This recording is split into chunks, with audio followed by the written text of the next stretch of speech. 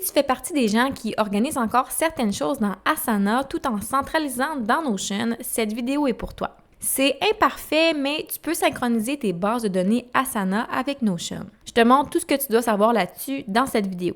Donc, pour ajouter une base de données synchronisée à une page, c'est assez simple. Donc, je vais m'ajouter un bloc et je vais écrire Asana. Et là, ça va me donner 3 choix. Donc, l'intégration, la base de données synchronisée ou l'importation. L'importation, c'est vraiment prendre un tableau dans Asana, l'importer dans Notion, puis après ça, il n'y a plus de connexion entre les deux. La base de données synchronisée, c'est vraiment connecter avec l'application en temps réel. Donc, je vais faire ici « Créer un lien avec Asana » et là, ils vont te demander de connecter ton compte. Donc, ici, tu vas pouvoir le connecter en bas. Moi, il est déjà connecté, donc j'ai juste à choisir en fait le tableau que je veux synchroniser. Donc, je vais prendre celui-ci. C'est tous des tableaux de tests que j'utilise pas, en fait, là. Donc, des vieux tableaux. Mais j'ai rajouté des nouvelles informations comme m'assigner les tâches et mettre des dates dues pour faire des tests. Donc, ça vient de me synchroniser les différentes informations, c'est-à-dire le titre des éléments, la personne assignée, la date due. Puis là, ça va mettre la date que ça a été mis à jour, la date que ça a été créé. Ça va mettre aussi le lien du tableau, de la section, mais là, il n'y a pas vraiment de section dans ce cas-ci, description, etc. En fait, là, ça dit ici en haut, quand est-ce que ça a été synchronisé la dernière fois, et là, il y a un lien vers l'URL d'origine, donc ça m'amène dans mon compte Asana à ce tableau-là. Donc ici, j'ai mon tableau.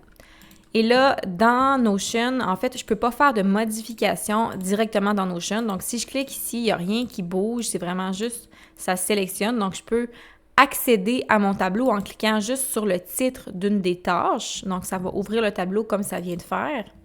J'en ouvrirai pas un deuxième, mais je peux pas venir changer le titre de ma tâche, la date due, je peux pas changer la personne assignée, le projet. Donc, je peux pas toucher à ça. C'est vraiment pour visualiser l'information. Puis, il faut comprendre que des fois, la synchronisation est un peu lente. Donc, si on met à jour, disons, les dates dues, les personnes assignées, on ne va pas le voir dans la seconde suivante nécessairement. Des fois, ça peut prendre quelques minutes avant que toute l'information se mette à jour.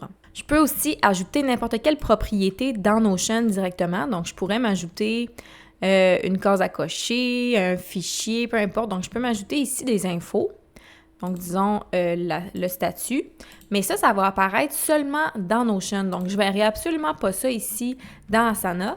Donc, c'est vraiment pour peut-être me créer des nouvelles vues dans Notion selon certains critères. Donc, je peux ajouter des informations comme ça, mais ça va être uniquement pour la visualisation, puis ça ne se synchronise pas avec Asana. Aussi, on voit ici qu'il y a des sous-tâches dans Asana. Je ne les vois pas ici dans Notion. Donc, c'est vraiment juste les tâches principales et je ne peux pas venir développer ici. Puis même si j'ouvre la tâche qui a des sous-tâches, je ne peux pas les trouver nulle part ici. Donc, quand même, on peut ouvrir les pages de chaque tâche comme on le fait dans une base de données Notion normale.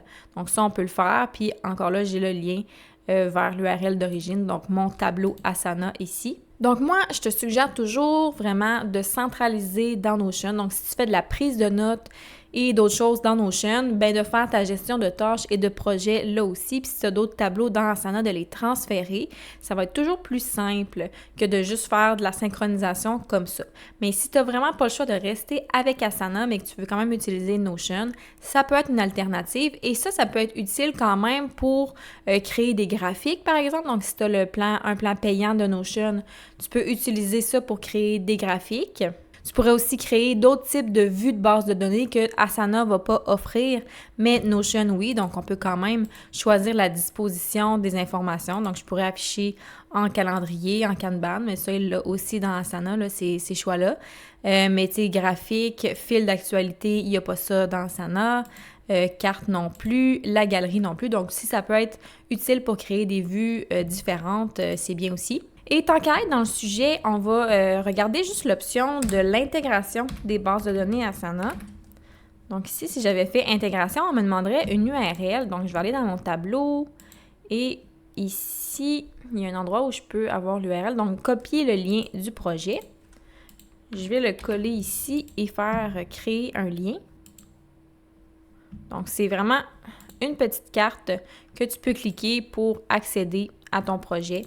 Donc, c'est pas vraiment plus utile que la base de données synchronisée.